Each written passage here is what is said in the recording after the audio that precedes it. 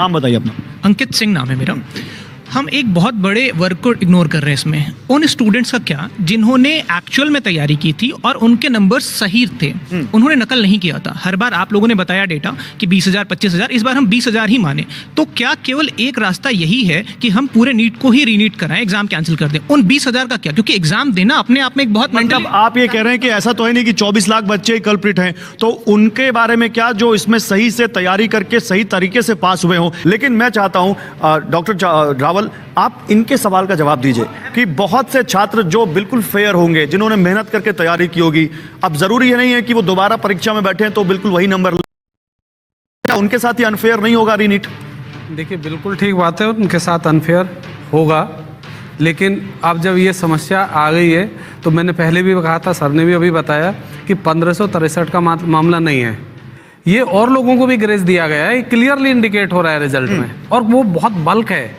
तो उनको कैसे आइडेंटिफाई करेंगे फिर आप, उनको कैसे एलिमिनेट करेंगे? क्या और इस बात का एश्योरेंस भी देना पड़ेगा।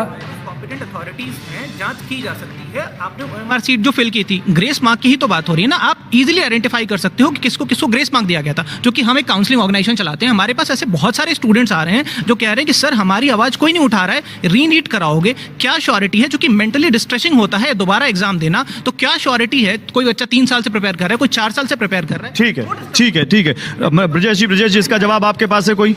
इसका जवाब दे रहा हूँ इसका। जल्दी। सबसे पहली बात है, इसमें अगर हम सॉल्यूशन सोचें कि जो 1563 बच्चों का एग्जाम वापस से कराते हैं, मैं सीधे बोलूँगा इनको जोड़ो या हटाओ, फर्क ही नहीं पड़ता। बहुत बड़ा उलटफेर हुआ है। नंबर 2, अगर हम सोचें कि असंतुष्ट जितने बच्चे उनको अलाउ कर दें, तो बच्चे आएंगे नहीं जिनको फिर सेट किया गया है, वो तो हो गए पास।